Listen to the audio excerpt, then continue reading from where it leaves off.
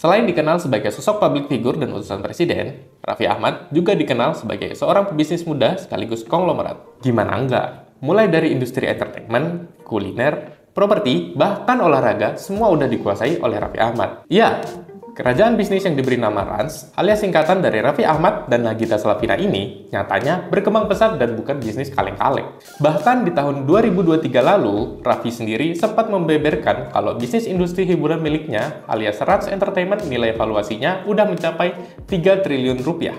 Dan kabarnya, Raffi Ahmad juga berencana untuk melakukan penawaran IPO. Rans itu sekarang value-nya sudah 3 triliun loh. Hebat. Kamu jangan suka berlebihan. Loh bukan berlebihan, ini kan bener. Ya amin. Ya alhamdulillah guys, amin. kita lagi mau menuju IPO. Rans itu bayangin dar. Amin. Tapi, terlepas dari hal itu, ada satu aset value dari bisnis Rans yang jarang dibahas, yaitu aset bernilai tak berwujud dalam bentuk kekayaan intelektual di bidang merek. Menurut penelusuran dari mebiso.com, Raffi Ahmad sudah mendaftarkan lebih dari 100 merek Rans.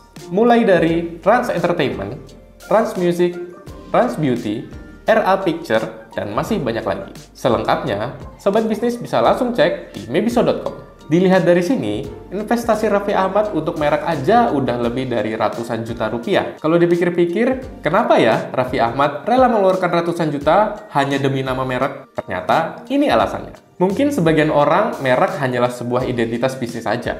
Dan ada juga yang menganggap merek ini nggak terlalu penting, karena yang paling penting yaitu dagangan laku. Tapi faktanya, sebenarnya merek ini identitas yang punya nilai ekonomi di dalamnya dan merupakan aset bernilai tak berwujud. Oke, sekarang ayo kita bedah dulu kenapa merek bisa sangat bernilai bagi pebisnis.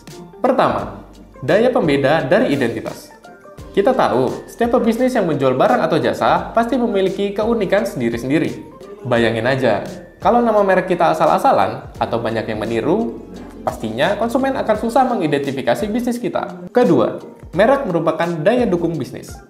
Ketika masyarakat mengenal nama merek dari bisnis kita, selanjutnya akan muncul pikiran atau rasa percaya di benak para konsumen. Hal ini yang disebut reputasi. Semakin baik reputasi bisnismu di benak masyarakat, maka merekmu juga akan semakin dikenal banyak orang, dan disitulah nilai merekmu akan semakin bertambah.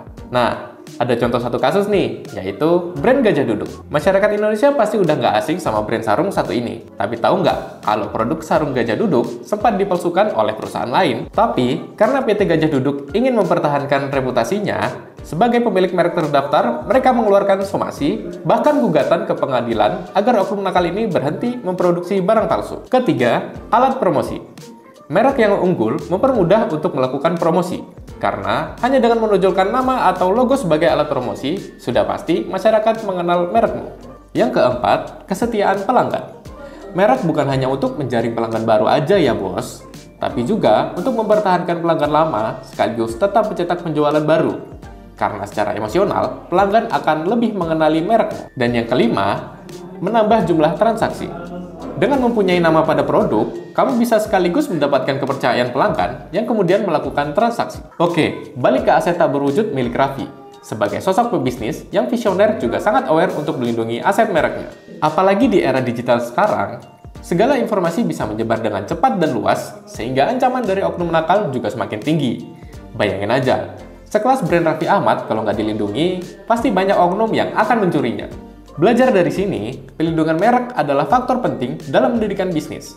Karena dengan reputasi yang terjaga, jika terjalin kolaborasi, bisa berjalan dengan nilai dan visi Rans.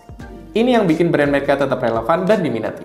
Lewat perlindungan merek yang kuat dan didukung inovasi tanpa henti, Rans terus membuktikan diri sebagai salah satu brand digital terbaik di Indonesia. Jadi, perjalanan bisnis Raffi Ahmad ini mengajarkan bahwa merek bukan sekedar nama aja loh bos, tapi identitas yang punya nilai ekonomi besar.